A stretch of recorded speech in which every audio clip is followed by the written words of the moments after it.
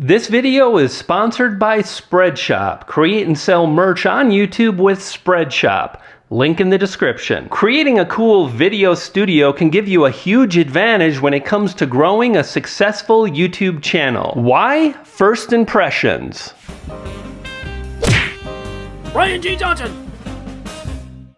Hey, it's Brian G, and to grow on YouTube, stake your claim and amplify your message by subscribing. And to really jumpstart your channel, check out my free YouTube Masterclass, link in the description. Fact of the matter is this: when someone discovers your channel for the first time, they're going to ultimately decide just how much they like what they're watching within seconds, meaning you're going to be likely to get more views, more subscribers, if you create that powerful first impression, and a great backdrop will help you do just that. I wanted to share a little bit about my space to give you ideas to help you understand how to really configure things for your space. And this is the great room. It's got two sitting areas, one where I watch TV, listen to music, and generally relax, and a second where I eat and where I create. That is where I begin the process of crafting and creating my YouTube videos. That means a bunch of writing, planning, thumbnails, research, and so on. And then of course we've got the kitchen. This is where I prepare my meals. Cappuccino first and then granola and berries. That's one of the things I really love, is when you begin to set up your space, you can start thinking about the angles between where you are, where you sit, where you stand, the camera, and so on. We're going to talk more about that as we move forward, but I also want to let you know that not only can you create a visually pleasing area that looks amazing, that creates that first impression, which is going to lead to more watch time, but you can also set things up so it's pretty easy to create more videos, well, more easily. Because functionality matters, I keep most of my camera gear in this fancy Peter McKinnon bag that makes it really easy to grab all my gear and go. And I just got this second smaller backpack, which will be great for day trips, taking a couple lenses with me, a few batteries, and more. Oh, as you start to move forward with creating your studio, create a list and write down all the things you want to have available and ready as you create your YouTube videos. And one of the things you want to add to that list is to create at least one, if not two, dedicated charging stations. This way, anything you need, like batteries, lighting, microphones, is available and ready to go when you are. Sony 24mm full frame. That is the focal length, and it's something you really want to consider when you're filming indoors. And I really like, and lots of YouTubers film at 24mm. For example, this is a 35mm lens. It's a little bit more zoomed in, which makes it really challenging when you film because you got to get the camera really far away, and if you're in a small space, that can be very challenging. The wider you go, the closer you can be to the camera, and yet you can still capture a lot of the background. Oh, and it'll make your small space seem bigger.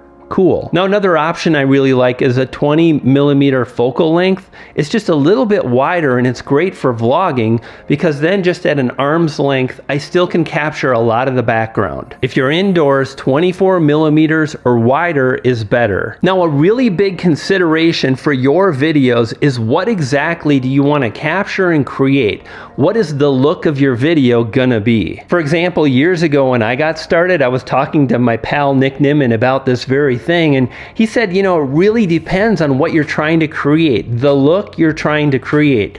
Now, to be fair, I didn't have any clue because I was just getting started. But what I did was just start really paying attention and thinking about how do I want my look to appear. What I wanted in this particular look was to really capture videos, cameras, and bokeh. For example, in my past studios, I always hid the LED lighting, that stuff, the lighting. And this time I didn't because I wanted to create bokeh, which basically means that I'm in focus, the background is out of focus, and the lights get this kind of cool glowy look. Bokeh. Now check this out. A really subtle and simple thing that you can do is really think about who am I trying to reach with my videos, and what do they like? What are they interested in? For example, I love birds, and I've got some birds in my set. You might see them, you might not, but they're there. I also really dig music and Prince, and I've got my poodles, and Otis is up on the wall because he was my best pal for 13 years. And what this does is communicate who I am, what I'm all about, my passions, and even better, my target audience is going to share some of those same things, like a love for cameras and tech and gear and bokeh. And when I share that in my videos, those people that like that in my target audience are likely to have a powerful first impression. Wicked. Now let's talk about this lighting. First of all, what you don't see is the light that's illuminating me. I use an Aperture 120D. It's pretty expensive. I've also put it on wheels to make it really easy to move around. If you're in a smaller space, you don't need to do that. But I want to let you know there are some things to think about when you spend money on lighting you, the talent, the subject. The more you can configure and control the light, the better. For example, this light comes with a remote control that makes it really easy for me to nail the light and get really precise. I recommend that you look for lights where you can do that too, that you can really adjust just how much light you're getting. Second tip when we talk about lighting you is you really want to create soft, diffused light. It's going to make you look really great. Now, when we talk about lighting, we also have to talk about windows. Windows are really a PETA. They're a pain in the butt. And frankly, this space, the lighting changes subtly.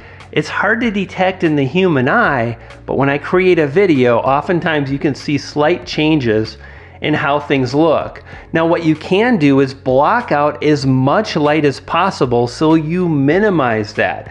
Get some blinds, close them, diffuse as much of that light as possible, and you'll be better off. So let's talk a little bit about hue lights. Yeah, these lights are really fantastic because number one, you can change the color, you can change the intensity of the light, and they come in a lot of different varieties. This is the strip light that I mentioned, these gold lights here, the blue lights over there. And I've tried these out for the first time in this home. These are pretty cool. They're designed to go behind TVs.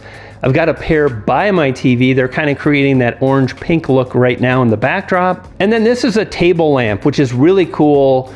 Brighter output. Again, it configures with the app. You can change the color, the intensity, and you saw one earlier. Let's do this kind of, that right there. There it is right there, the tabletop lamp. Links to those hue lights below in the description, as well as some cost-effective alternatives. Now consider this, one of the easiest ways to drive more views is to leverage the power of a keyword phrase.